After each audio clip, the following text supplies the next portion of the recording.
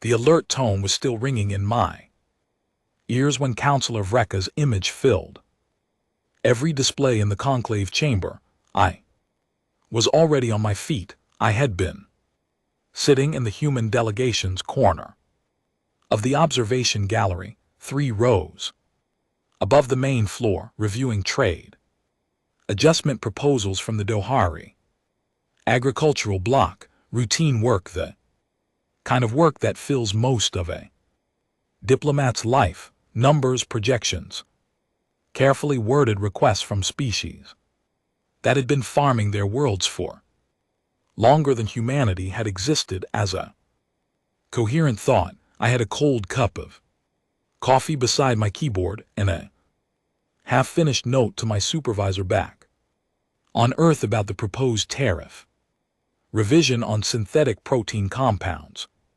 My name is Elena Vasquez, and on that particular morning, I was the most bored human being in the known galaxy. Then, the priority red tone cut through everything. I knew that sound. Every diplomat with council accreditation knew that sound. It was reserved for war declarations, system-wide emergency broadcasts, and the deaths of heads of state in the 62 years since Earth had joined the Galactic Council. I had personally heard it twice, once for the Sudari Succession War, which burned through 4 systems and killed 11 million people before it ended, once for the collapse of the Marathi Compact, which had been a political crisis rather than a military one, but which had shaken the galactic financial system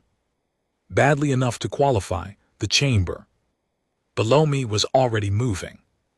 Delegates from 37 species shifted in their seats, adjusted translation devices, sent queries through their private channels.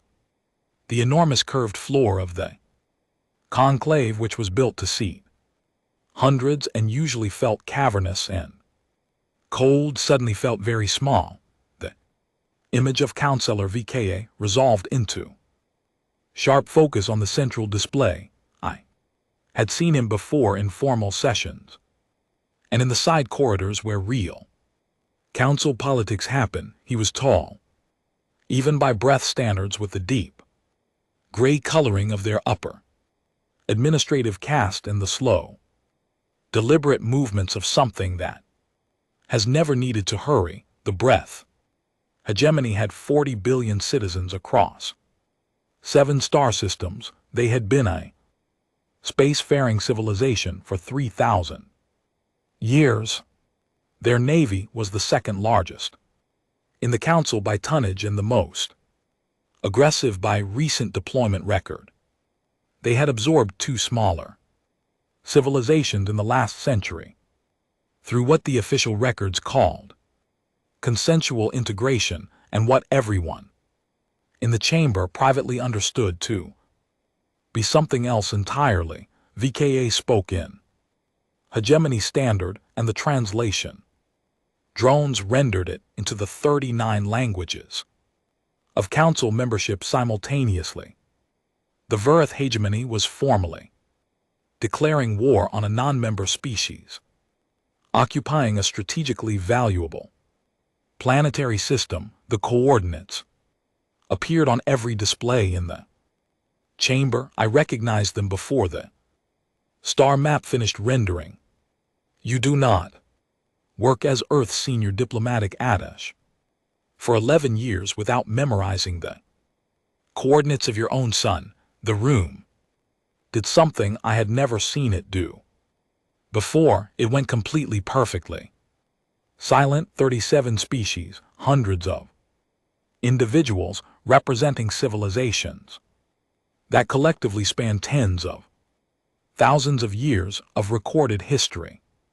Not one of them made a sound, and then slowly they all turned to look at me. I remember the exact quality of that silence. It was not the silence of shock, it was the silence of people who had just realized they were watching something happen that they did not have the correct mental category for several of the older delegates, the ones from civilizations that had been space faring since before Rome fell, had an expression that I can only describe as careful, like they were recalculating something important and did not want to show their working. Verka was still speaking. He was outlining the strategic rationale. The Sol system occupied a useful gravitational corridor between two hegemony expansion vectors.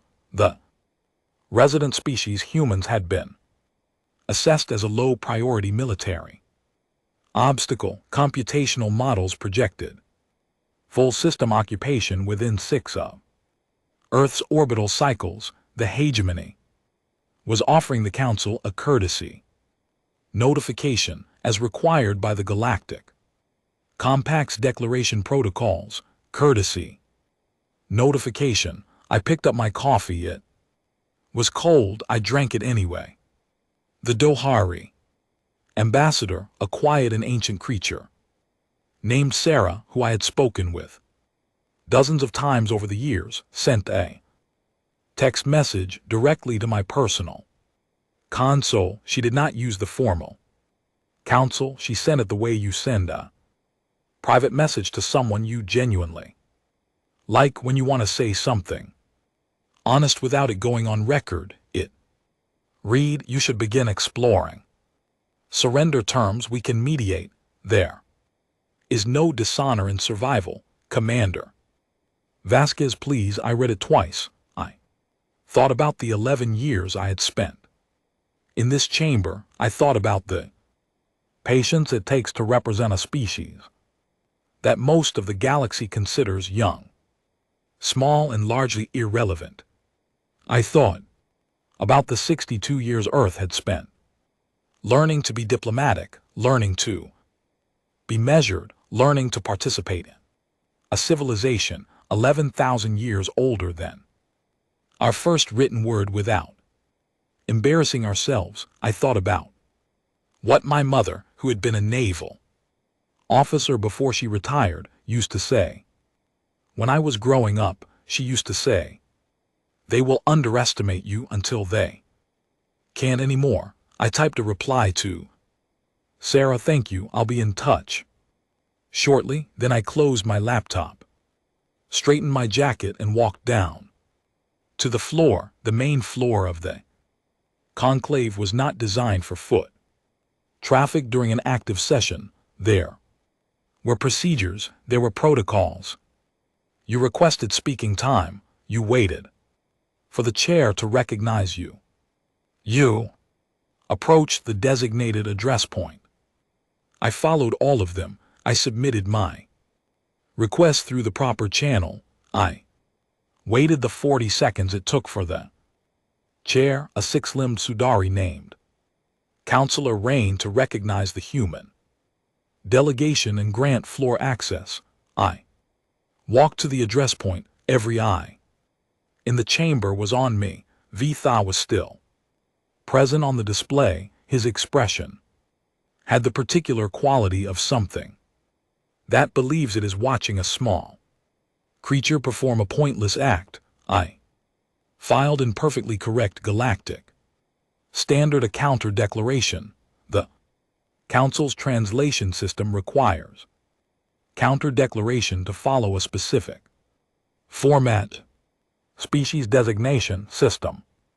Designation, date of receipt, formal acknowledgement of the declaration as received and understood, and the responding party's stated position.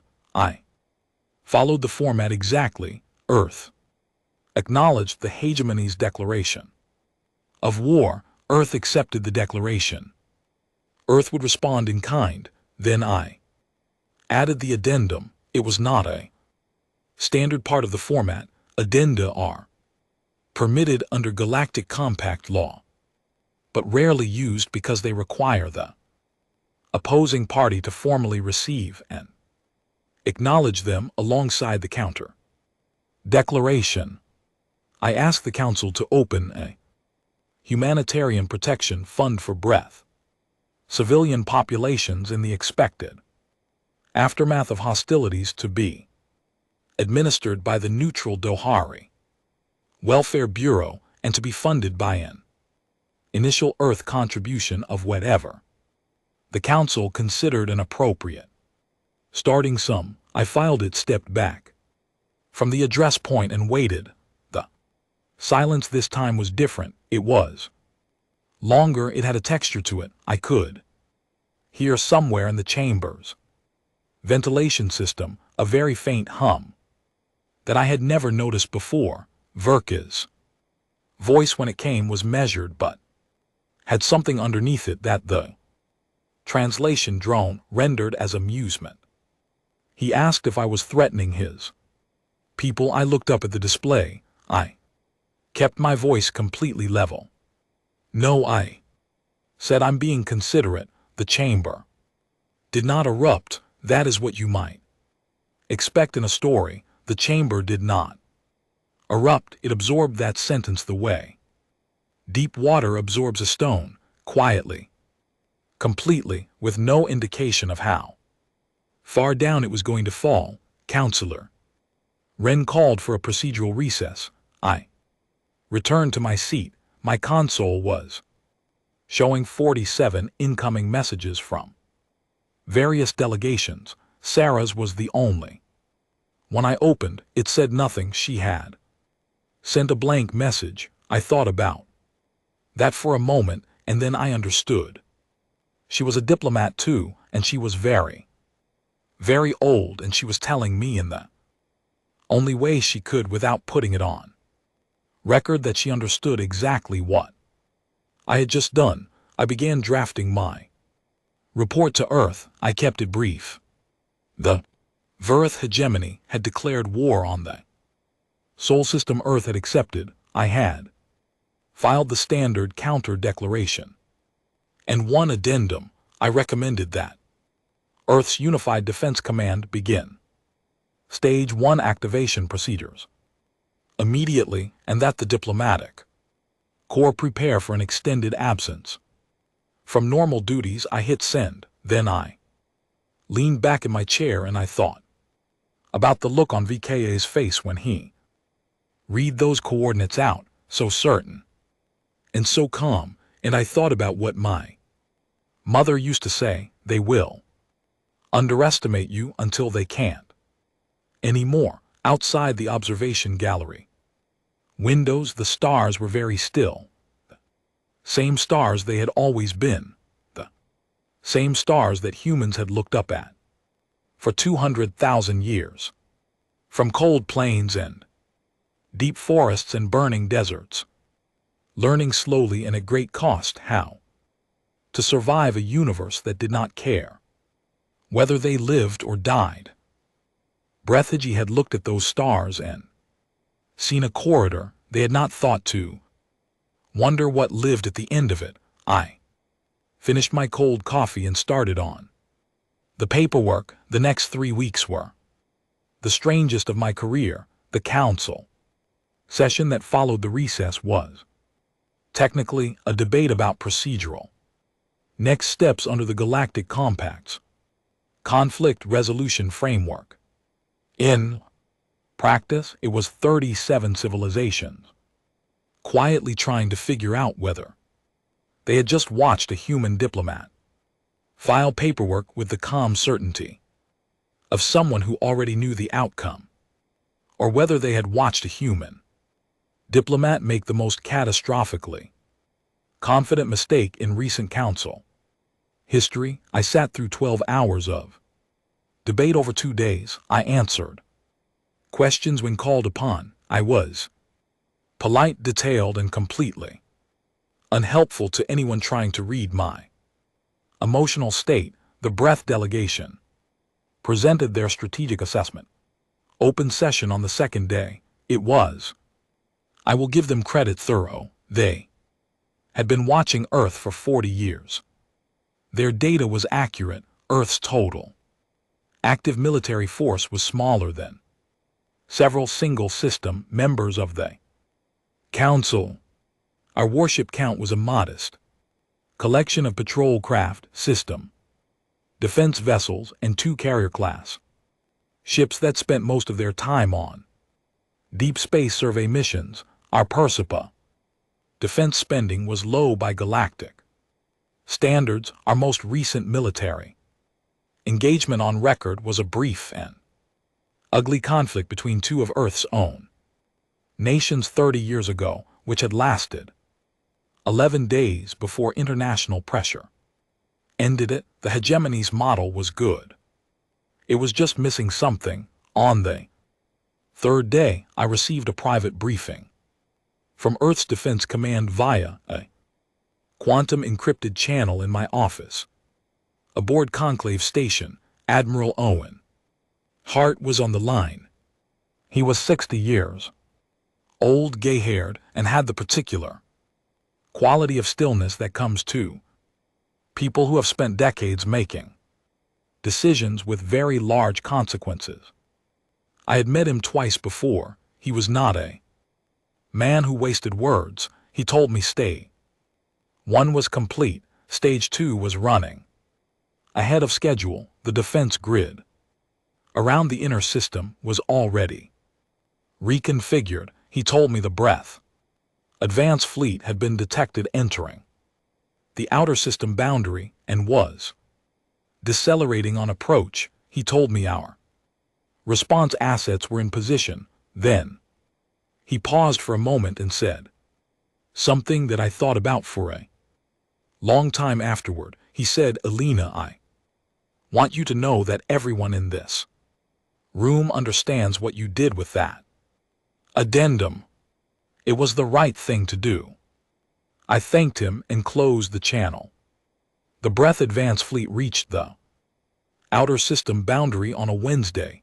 I know it was a Wednesday because I have the exact timestamp in my official log, and I am told the day of the week for people who find that kind of detail grounding in a long story. It was a Wednesday morning station time, and I was eating breakfast when the alert came through. The fleet was exactly what the Hegman's declaration had described: 31 warships, including 6 destroyers and 2 heavy cruisers, with a full complement of support craft and troop transports carrying roughly 60,000 hegemony soldiers. By any reasonable calculation, it was more than enough to handle what their models said was waiting for them. What their models had not calculated was the location of Earth's military assets, because Earth's military did not keep its serious assets near Earth. It kept them in the asteroid belt. It kept them at the Jupiter system waypoints. It kept them in the gaps and the dark places of the outer system, where they were extremely difficult to have observed from the approach vectors hegemony scouts had used for the last 40 years of surveillance. Earth had not been building patrol craft and system defense vessels. Earth had been building those things where people could see them, while spending a great deal of very quiet money on other things in other places for a long time. The first engagement happened 4 days after the advanced fleet crossed the boundary. I received the after-action report 11 hours later. I read it twice, then I formatted it as a formal report to the Council's Conflict Monitoring Bureau, which was required under the Compact's rules for declared hostilities between a member species and an outside party. I sent the report and then sat very still for a moment. The hegemony's lead destroyer had been destroyed by what their surviving commanders described in their own intercepts, which are signals intelligence had quietly picked up and shared with me as an unidentified swarm of small automated craft demonstrating no identifiable self-preservation logic. In plain language, a coordinated group of small unmanned vehicles had overwhelmed the destroyer's point defense systems by coming from 17 different angles simultaneously and simply not stopping when the defensive fire began reducing their numbers. The destroyer had taken 40 seconds to die. The hegemony commander report to headquarters used a phrase that the translation system flagged as idiomatic and difficult to render precisely. The best rendering was something like, they behave as though they do not understand that they are supposed to stop. I forwarded that line to Admiral Hart with no added comment. He replied with a single word, correct. The Council's Conflict Monitoring Bureau requested a briefing from the human delegation on the engagement. I attended in person.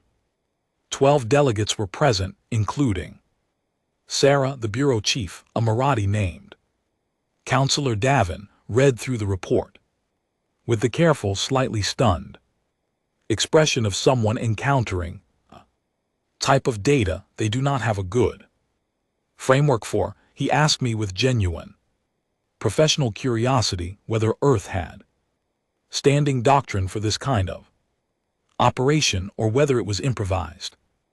In response to the incursion, I told him it was standing doctrine. He asked how old the doctrine was. I told him the specific approach had been formalized approximately 40 years ago, but the underlying principles were considerably older. He asked how old. I thought about it for a moment. The principles go back to a period in Earth history called the Second World War.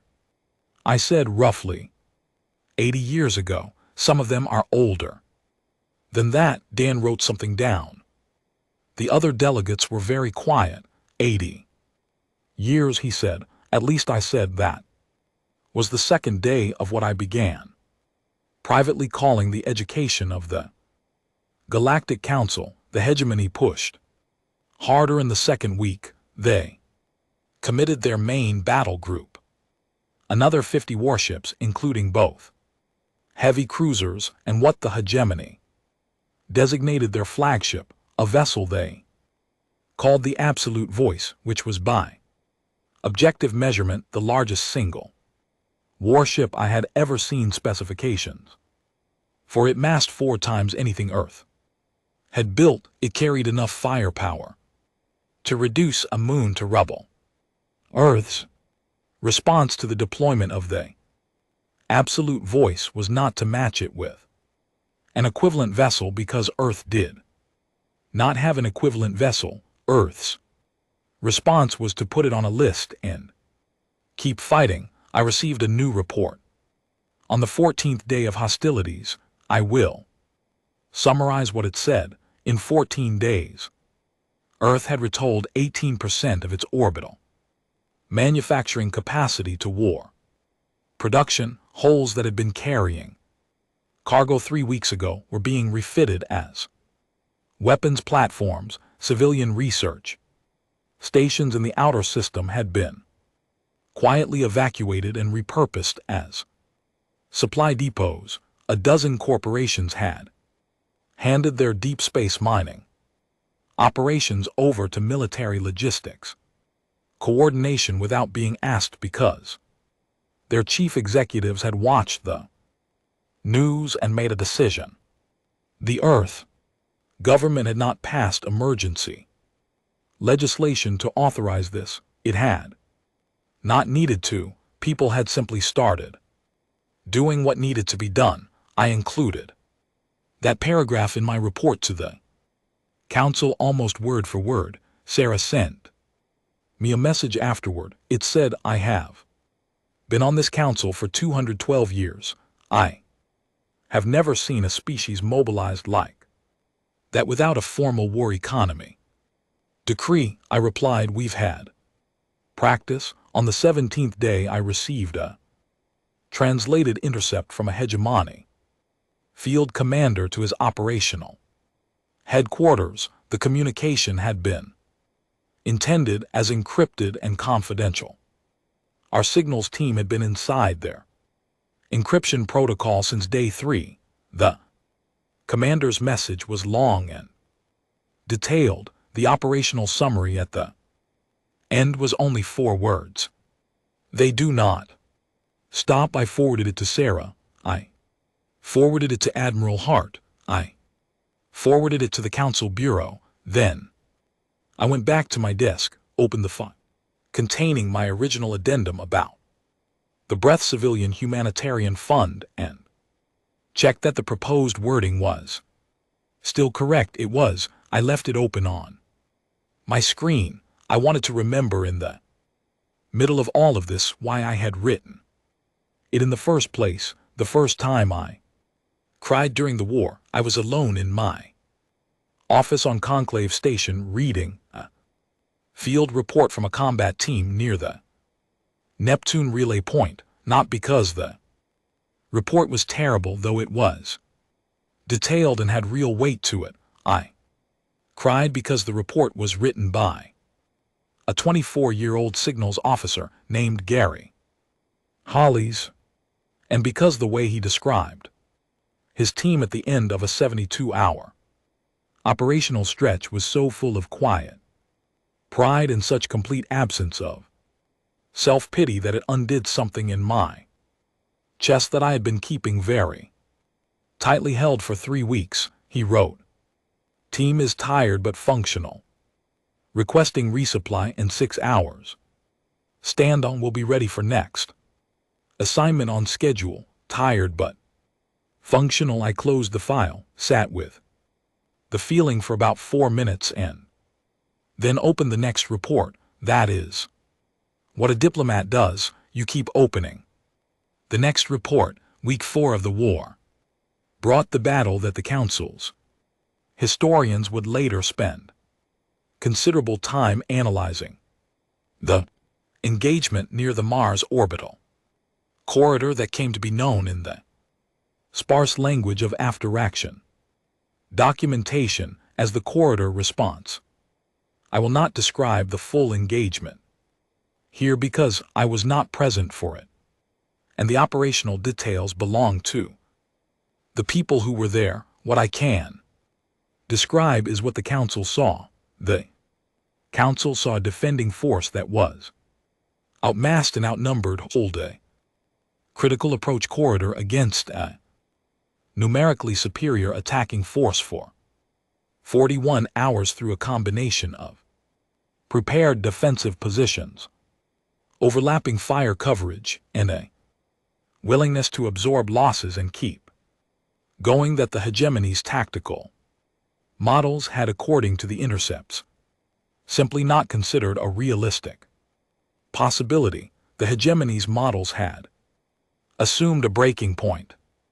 Every military model assumes a breaking point because every military force the hegemony had ever encountered had won. There is a level of loss at which rational actors withdraw. There is a point at which the math stops working in your favor and any reasonable commander changes course.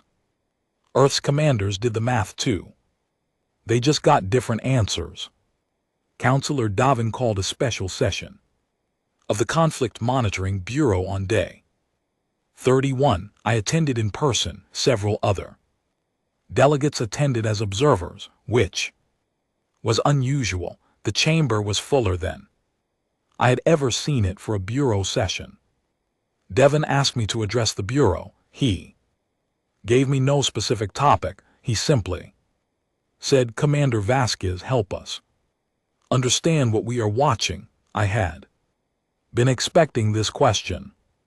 I had been thinking about how to answer it since day 1. I looked around the room. Sarah was in her usual seat. The Sither observers were in the back row. Several species I did not usually interact with directly had sent junior delegates who were clearly present to listen and report back. I started with the planet Earth. I said, is not a kind world. It is a world of extremes. It freezes and burns and floods and shakes. It generates pathogens with casual regularity it has at various points in its history experienced impact events, supervolcanic eruptions, ice ages, and mass extinction events that erased enormous percentages of life on its surface. It is a world that if you were designing a species from scratch, you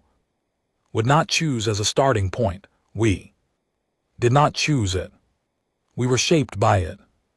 Every species represented in the council chamber had an evolutionary history. Every species had come from somewhere, had adapted to something, had faced pressures that formed the shape of their psychology and their culture and their deepest assumptions about how the universe works. The Dohari came from a world with very long seasons and very slow changes, and their culture reflects that. Patient, observant, deeply skeptical of urgency, the Sudari came from a world with intense competition for resources between their own subspecies lines, and their political history reflects that. Formal, hierarchical, very concerned with precedent and legitimacy, humans came from a world that spent 200,000 years trying to remove us from it, not through malice. The universe has no malice. It simply has conditions, and for most of human history, the conditions on Earth were set to a difficulty level that required our complete and constant attention. We did not develop intelligence in a comfortable environment. We did not develop cooperation because it was pleasant. We developed those things because the alternative was becoming a statistic in the fossil record. And then I said, after we survived the planet, we encountered each other. I paused there. I let that sentence sit. No one in the room spoke. I told them, and I want to be very careful how I frame this, that human history is not a source of pride in the simple sense. It is not a story of continuous progress or unbroken nobility. It is a very long, very complicated story of a species that fought itself constantly, that made catastrophic errors, that invented both medicine and violence as parallel projects, that built cities and then burned them, that developed ethics and then spent considerable effort finding exceptions to them. But there is something that comes out of that history. I said there is something that you build without intending to. When you spend 200,000 years in an environment that punishes failure absolutely and rewards adaptation completely, you build a species that is very, very difficult to convince that a situation is hopeless. We have a word for it, several words actually: stubbornness, persistence, resilience.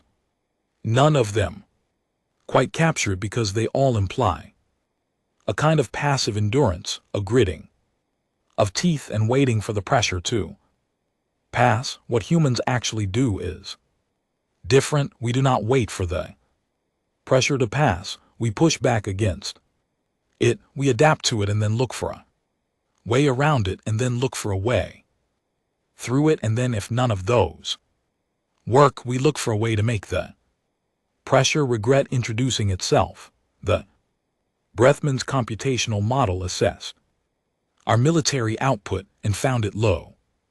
The model was correct. What the model did not assess was the question of what our output would become the moment we had a reason to change it. What the model did not assess was the speed at which a species that has spent its entire history responding to existential pressure can shift from a peacetime footing to something else entirely. What the model did not assess was the psychological distance between a human commander who has received orders to hold a position and the concept of voluntarily choosing not to hold it. That distance, I said, is very large. David asked me one more question before the session ended. He asked, "Did you know on the day the declaration was filed how this would proceed?" I thought about that addendum. I thought about the humanitarian fund. I thought about what it means to file paperwork for the welfare of the civilians of a civilization that has just declared war on your home before the first engagement has happened, because you already know what the engagements are going to look like. I had a reasonable estimate. I said. The room was very quiet for a long time after that. On the way out, a young Sudari delegate, someone I did not know, fell into step beside me in the corridor. He was visibly processing something. He asked me in a careful and slightly hesitant way whether humans ever worried about their own nature, whether we found it concerning. I stopped walking. I thought about Gary Holly's writing, tired but functional. After 72 hours, I thought about the addendum. I thought about my mother. Yes, we worry about it all the time. That's part of it too. He nodded slowly, like someone filing information in a new and very carefully labeled folder. I kept walking. The war had been running for 43 days, and there were still a great many reports to read. On day 47, the hegemony contacted the Council. They did not contact Earth.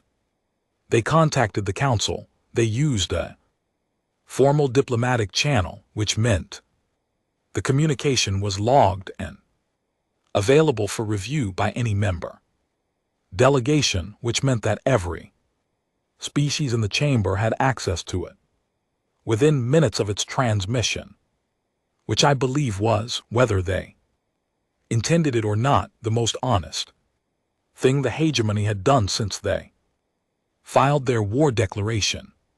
The message was addressed to the full council and requested council mediation for a ceasefire negotiation between the hegemony and Earth. I read it in my office. The language was formal and correct. It cited the appropriate sections of the Galactic Compact. It acknowledged the current state of hostilities. It expressed the hegemony's interest in a negotiated resolution and requested that the Council appoint a neutral mediating party. There was one word in it that stopped me. It appeared in the final paragraph in the section describing the hegemony's stated motivation for seeking mediation. The word in hegemony standard was something the translation system rendered as mercy. The hegemony was asking for the Council's help in seeking mercy from Earth. I sat with that for a moment. I thought about 47 days of reports. I thought about the after-action files that I had read. So many of that they had started to blur together in my memory. The kind of blurring that is not forgetting, but is instead the mind's way of processing volume. I thought about the names in those files. Gary Holly's a logistics coordinator named Diana Marsh, who had kept a supply chain running through an engagement she was not supposed to be anywhere near. A pilot named Kevin Oy, who had brought a damaged ship home on manual control over 4 hours because the automated systems were offline, and it was that or lose the crew. Ordinary people doing extraordinary things, because that is what humans do when the situation calls for it. I drafted Earth's response. I sent it first to Admiral Hart for review. He read it, suggested one minor adjustment to the phrasing of the second paragraph, and approved it. I sent it to Earth's diplomatic committee. They approved it with no changes. Then I filed it through the Council's formal channel as the official human response to the hegemony's mediation request. Earth was willing to negotiate. Earth would negotiate from a position of its own choosing, specifically Earth would negotiate from a location within the hegemony's home system, not before. Earth was not willing to pause current operations as a precondition if the hegemony wanted to cease operations on their end. They were welcome to do so unilaterally. Earth would note any unilateral ceasefire in the operational logs and would not initiate new engagements against forces that had stood down, but Earth would not stop moving. There was one more paragraph. The humanitarian fund that I had proposed in my addendum on day one was still open. Earth was formally requesting that the Council activated it now immediately, regardless of the status of negotiations. Earth's initial contribution was, as promised, whatever the Council considered an appropriate starting amount. We had already transferred the funds into escrow. I included the transfer confirmation number. Dan called me within an hour. He asked in a voice that had lost some of its professional distance whether I had prepared that humanitarian fund contribution before or after receiving the hegemony's mediation request. Before. I said how long before I set it up on day one. I said the morning after the declaration. I just needed the Council to confirm the fund was active before I could transfer the funds into it. He was quiet for a moment. You did that, he said, on the morning after they declared war on your world. Yes. He did not say anything after that. I heard him close the channel. The hegemony's forces began a partial operational stand-down on day 49. It was not a full ceasefire. It was a reduction in activity levels in 2 of the 3 engagement zones. A clear signal that they were choosing to de-escalate without formally admitting they were doing so. Earth's forces did not initiate new engagements against those units. The engagement in the 3rd zone continued for another 6 days because the hegemony forces in that zone had not stood down, and Earth's doctrine on the subject was straightforward. On day 55, the hegemony formally requested direct talks. Earth agreed. The talks were held on neutral ground at a Council-administered station in the space between systems, with Sarah as the mediating counselor. I was Earth's lead negotiator. The hegemony's lead negotiator was not Vreka. Vreka had been recalled to hegemon space several weeks earlier.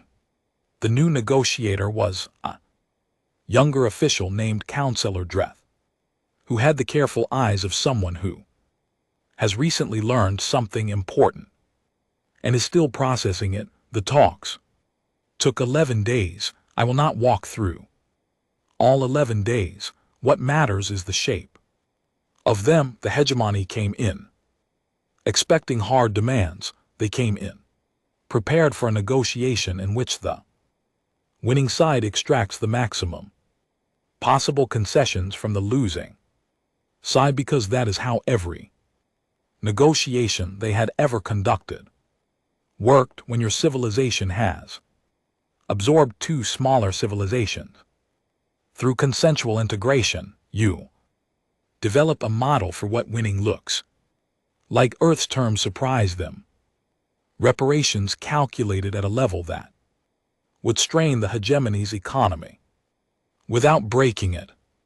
Demilitarization of 3 border systems for a period of 50 years, with Council monitoring, full accounting of any Earth origin individuals who had been in hegemony space during the conflict. A formal public admission of aggression entered into Council record, permanent and uneditable. No occupation of hegemony space, no annexation of any hegemony territory, no removal of hegemony leadership, no restrictions on hegemony, civilian life, commerce or internal, governance beyond the demilitarization.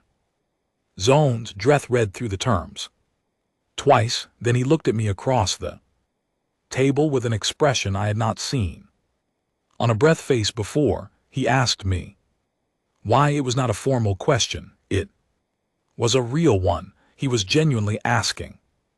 I told him that Earth had made a study of what happens when a winning party takes everything it can take. We had run that experiment many times on our own world across thousands of years of history. The results were consistent. You could strip a defeated opponent of everything and create a wound that does not close. You could guarantee that the conflict would come back in a generation, wearing different clothes but carrying the same weight.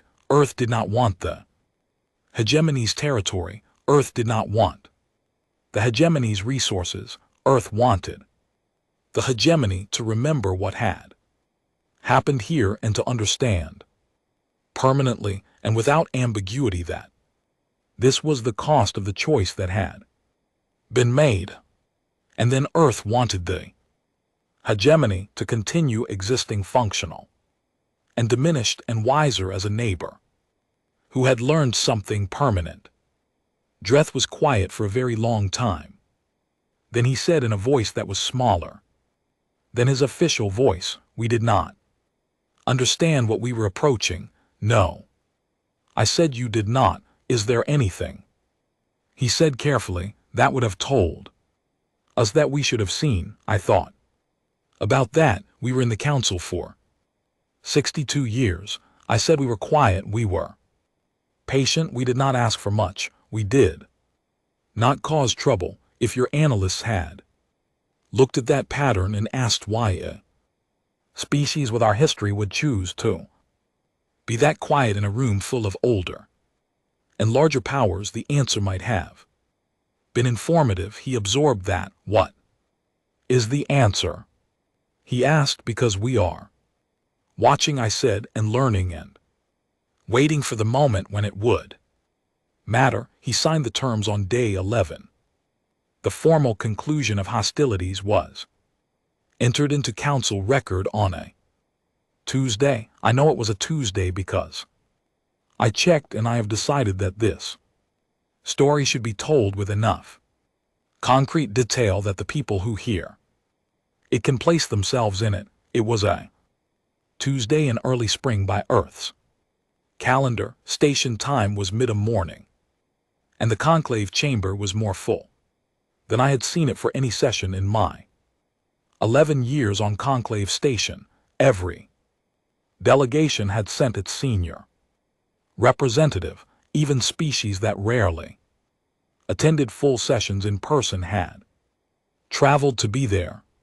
The Karathi enclave, whose home world was 11 relay jumps from conclave station and who conducted almost all their council business by quantum link because the travel cost was prohibitive, had sent a delegate in person. I noticed that when the session roster came through, and I thought about what it meant. You come in person when you want to see something with your own eyes, when the quantum link version does not feel sufficient for the weight of the moment. I sat at the human delegation's table. It was the same table I had sat at for 11 years. It was a modest table positioned in the middle tier of the delegation floor, rather than the front row, which is reserved for the council's founding members and the major power delegations.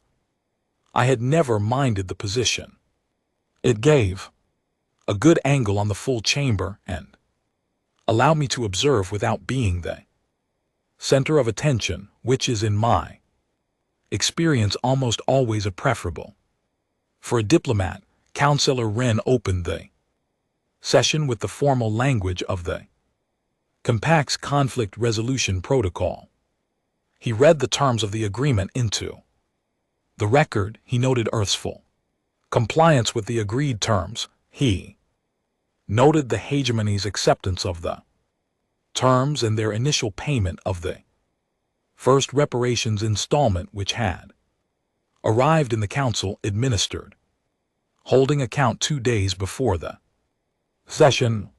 He noted, and I want to include this exact phrasing because it matters, the Preconflict Humanitarian Fund, established by the human delegation on the first day of hostilities, and the full transfer of Earth's contribution to that fund for disbursement to breath civilian populations affected by the conflict. There was a sound in the chamber when he read that last part, not applause. The council does not applaud during formal sessions. It was something quieter than that, a shift in the atmosphere of the room, the sound that 240 individuals make when they collectively experience a feeling that does not have a simple name. After the formal closure of the record, Councillor Wren made an announcement.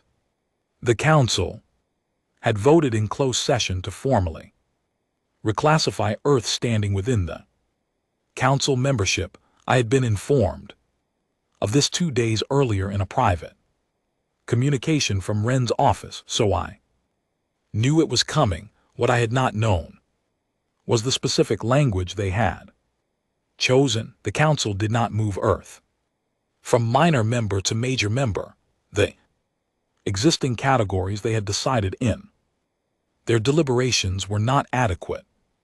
The council had created a new designation, and they were applying it to Earth as the first species to hold it. Wren read the designation in Galactic Standard. The translation drone rendered it into English: species of strategic concern. I let that sit in my chest for a moment. It was not a threat. In the context of council classification language, strategic concern does not mean danger in the simple sense. It means this species requires attention. It means when the species is in the room, the calculus of the room changes. It means you would be unwise to develop your plans without considering what this species is doing and why. It was in the dry and careful language of galactic diplomacy, the council's way of saying, "We see you now." I stood at the address point to formally accept the reclassification on behalf of Earth. I said the required words. I said a few additional words about Earth's continued commitment to the compact and to the principles of the council and to the shared project of building a galactic community that works for everyone in it. I said them and I meant them. After the session, the chamber broke into the informal conversation period that always follows major sessions. Delegates moved around, spoke privately, made the kinds of connections that the formal record never captures. I spoke with Dreth briefly. He was polite and careful, and he shook my hand in the human fashion which he had clearly practiced, and I appreciated the gesture. I spoke with several delegates I did not know well, species that had been in the back of my mind as distant presences throughout my years on Conclave Station. They had things they wanted to say, questions they wanted to ask, and I answered as many as I could for as long as my voice held up. Then I was standing in the corridor outside the main chamber, and the corridor was quiet, and Sarah came to stand beside me. She was 800 years old. She had been on the council for over 2 centuries. She had watched civilizations rise and fall and argue and reconcile and make the same mistakes under new names for generation after generation. She was not a creature easily surprised by the behavior of intelligent species. She stood beside me for a moment without speaking. The corridor hummed very faintly around us through the long windows at the far end. The stars were visible, the same stars. They had always been. Then she said, "Commander Vasquez, I have a question." I said, "The humanitarian fund." She said, "The addendum you filed on the first day. You filed it before the first engagement, before you had any confirmation of how the conflict would proceed." She paused. "How many of your people knew before it began? How many of them already knew how it would end?" I thought about Admiral Hart saying it was the right thing to do. I thought about Gary Hawley's writing tired but functional. I thought about Diana Marsh and Kevin Oy and every other name, every other report. I thought about my mother. I thought about 200,000 years of a species learning to survive by any means necessary, and then learning slowly and at great cost to choose which means to use. Most of us, I said. Sarah looked at me for a long moment. She had the expression of a very old and very intelligent creature encountering a data point that is simultaneously confirming and expanding its model of the world. Then she nodded very slightly, the way she nodded when she had said something. She walked away down the corridor. I stood there for a while longer, not because there was anything left to do, but because the moment deserved a moment. The war was over. Record was closed. Earth had a new designation and a changed place in a galactic community that had spent 62 years barely noticing us and would now, for better or worse, notice us quite a lot. I thought about whether that was good. I thought about the fund. I thought about the terms we had offered, restrained and precise, and designed to close wounds rather than open new ones. I thought about every choice that had been made in the last 55 days and the choices that had been made in the 62 years before that, and the choices that had been made in the 200,000 years before that, all of it accumulating into the particular shape of a species that is very hard to stop and very reluctant to start, and capable when it chooses of a generosity that surprises even itself. Yes, I decided, not simple, not clean, not without cost or weight or the particular sadness that comes from being very good at something you wish had never been necessary, but good. I straightened my jacket. I had a message to send to Earth. I had reports to file. I had the paperwork of peace to begin, which is always longer and more complicated than the paperwork of conflict, in which I have always believed is the more important work. I walked back into the station, past the windows full of stars, toward my office. The Galactic Council had 37 species, and now one of them was designated a matter of strategic concern, and every civilization that had sent a delegate to that chamber would go home and sit with what they had seen for a very long time. We were watching too. We had always been watching. That is what you do when you are small and patient and very, very old in the ways that matter, in a universe that rewards the ones who pay attention. You watch, you wait, you prepare, and when the moment comes, you show them exactly who you